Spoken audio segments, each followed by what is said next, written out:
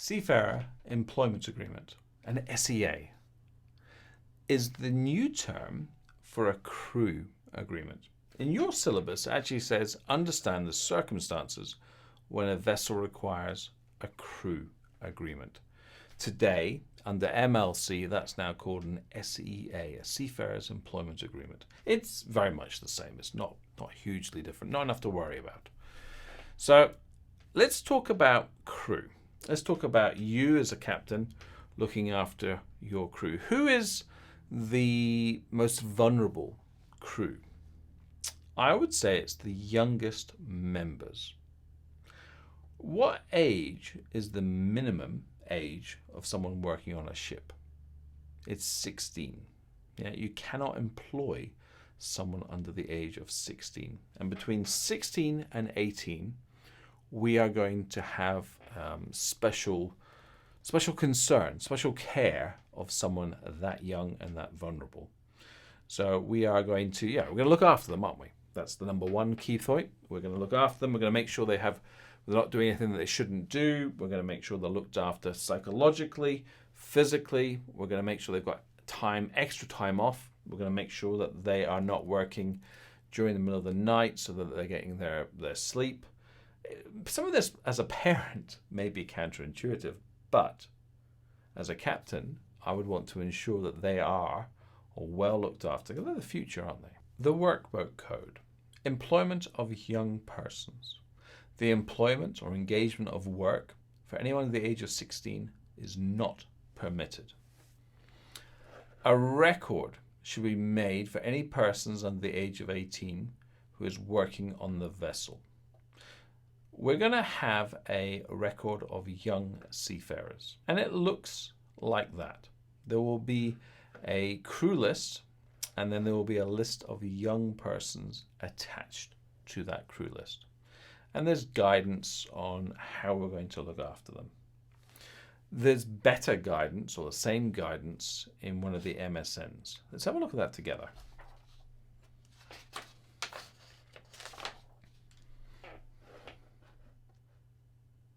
MSN 1838 as amendment. Today it's Amendment 1. I'm sure in the future there'll be Amendment 1, 2, 3, 4 as words change. Don't panic on different amendments. The summary is that this notice provides information about the minimum age of seafarers and the protection of these young seafarers working on board UK ships. The minimum age is 16.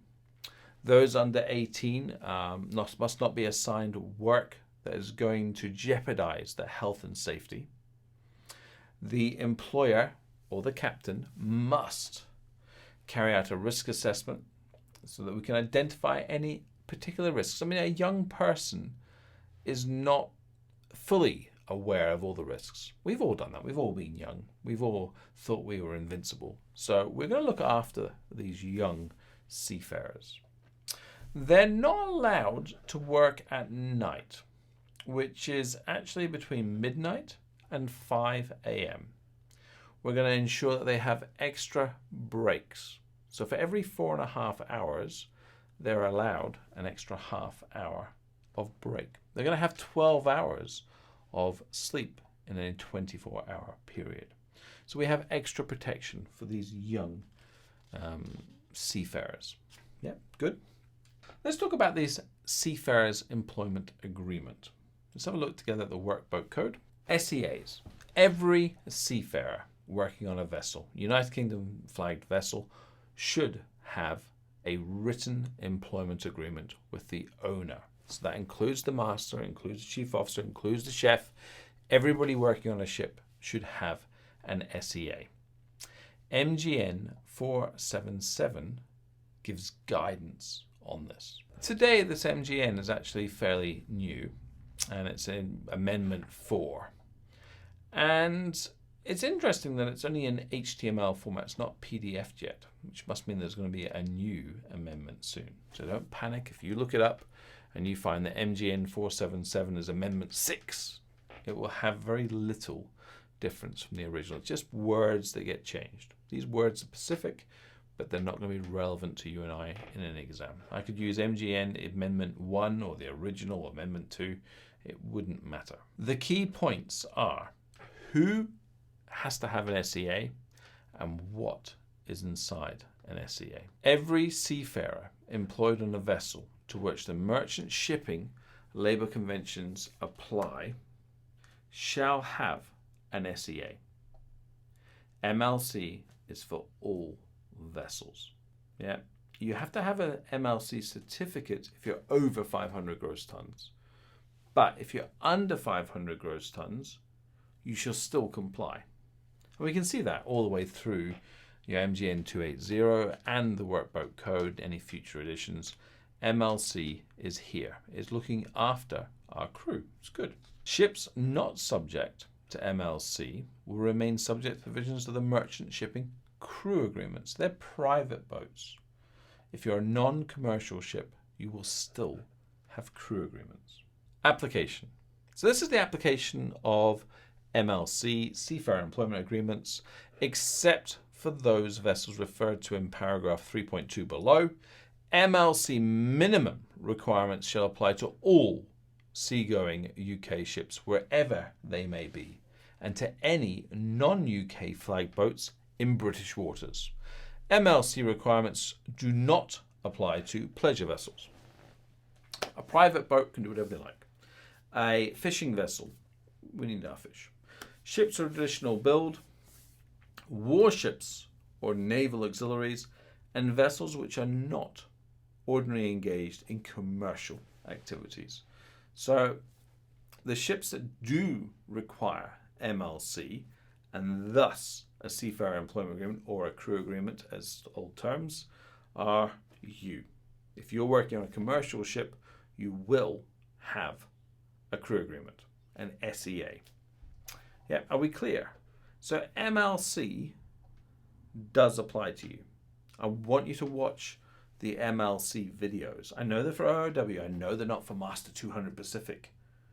But MLC does apply to you. Duty to enter a Seafarer Employment Agreement. Every seafarer working on a UK sea-going ship to which MLC requirements shall have a written SEA. And that will be between the seafarer and the owner. And a copy of this will be given before the crew member joins the ship. It will be held on board, and you as the master will have a copy. What's on this SEA? What's actually included in a Seafarer's Employment Agreement? Annex 1 of MGN 477. Information to be included in a Seafarer Employment Agreement. The full name, birthplace, and date of birth of the crew member. The name and address of the ship owner. The place where the agreement is entered into. The date. The capacity that the seafarer is going to work. The duration of the agreement. The health and social security benefits that are going to be provided. The maximum period, which is actually 12 months. This MGN 477 Amendment 4 is all about COVID and that people have been on board longer than the minimum period. So there's a few changes there, but 12 months is the MCA exam answer. The seafarer's entitlement to repatriation, where you're going to be flown back to. The maximum sum the ship owner is responsible for in any loss of personal injury, the ship sinking, foundering, getting lost. Any collective bargaining agreement. So we'll come on to that because that occasionally comes up as a question. Part 2, a seafarer is also an employee, unlikely in a Master 200. So I would say that they're the minimum bits of information. I'm going to show you a Seafarer's Employment Agreement in the notes. I'm not going to read it to you. You're perfectly good at reading. So I'm going to show it to you later on. And I want you to be aware of the minimum information and then have looked through an SEA. Now, some of you watching this video will be amazing. You're like, oh, I've read hundreds of SEAs. I've worked on lots of boats.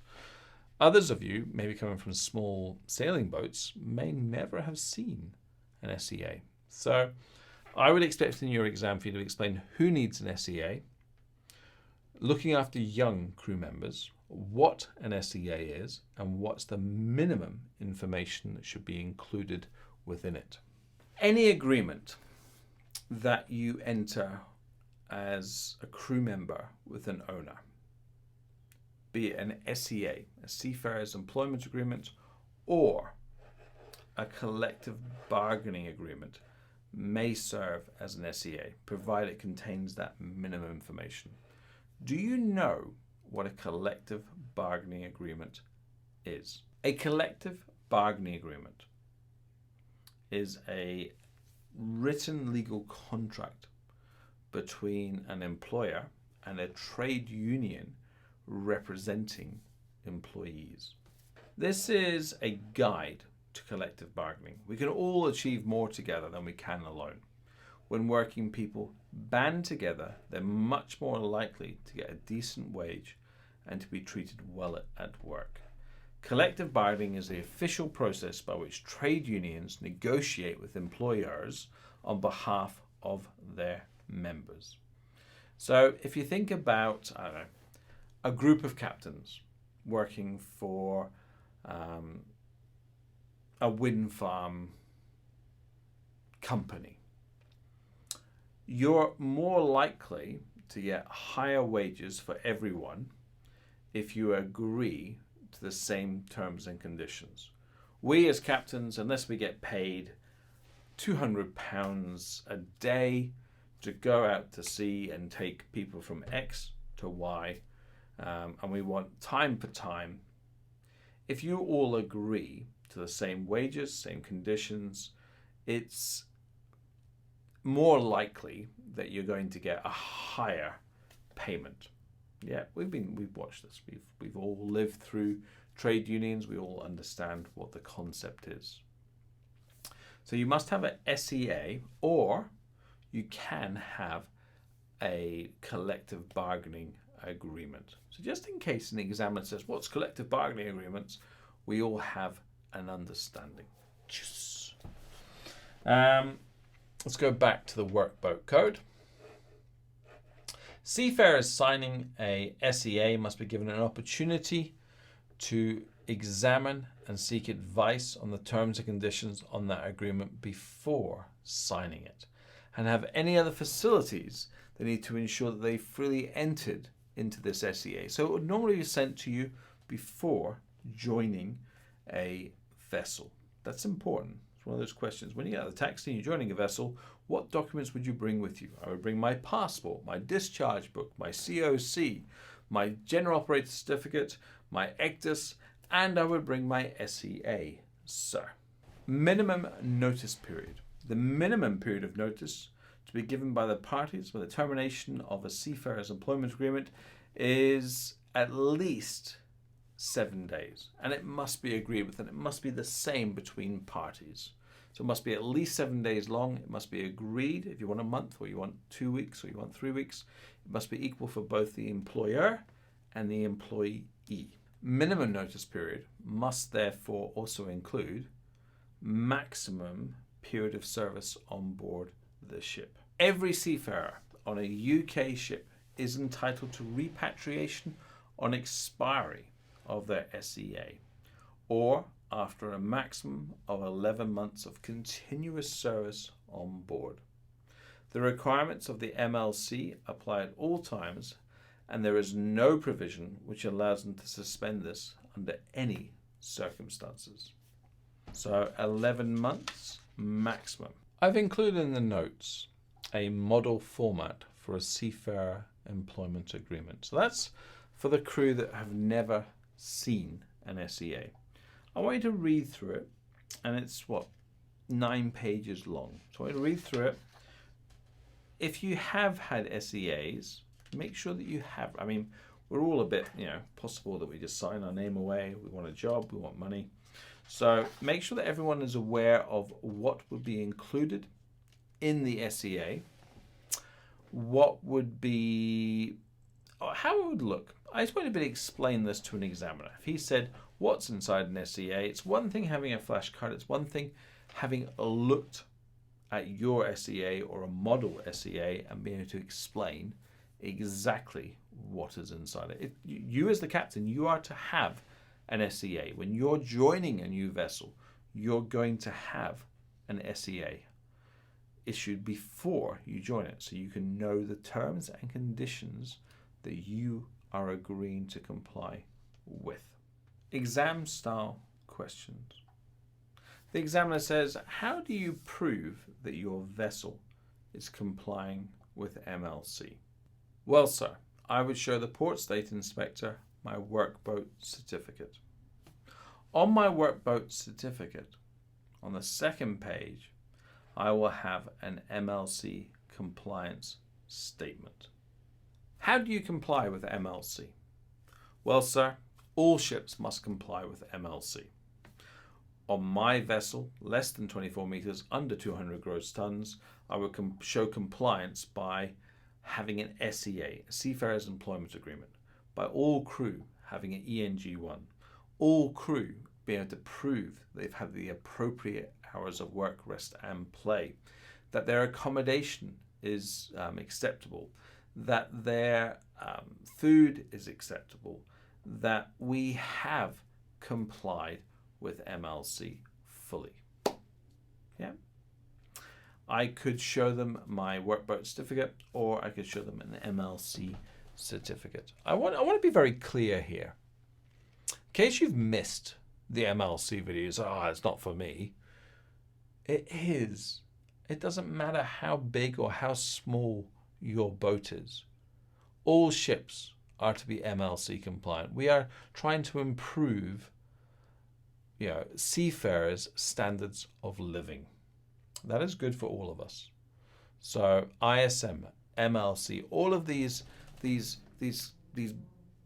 big conventions, these big concepts, they filter down. So don't tell me that it's not, you don't need to know about it, because you do. That's the hard thing of this Master 200. You are running a small ship. Okay, let's go on. Keep going. Do small ships need to comply with MLC? Yes, they do, sir. All vessels will comply with MLC. Do you need an SEA on a vessel of less than 24 meters? Yes, sir. All vessels require a Seafarers Employment Agreement if they are commercial. What is inside an SEA? Inside an SEA, we'll have the name, birthplace and date of birth, name and address of the ship owner, the date that the agreement is entered in, where it was agreed, the capacity, the expected period of the SEA, the health and social security benefits that will be provided to the seafarer, the maximum period of service, and the repatriation, sir.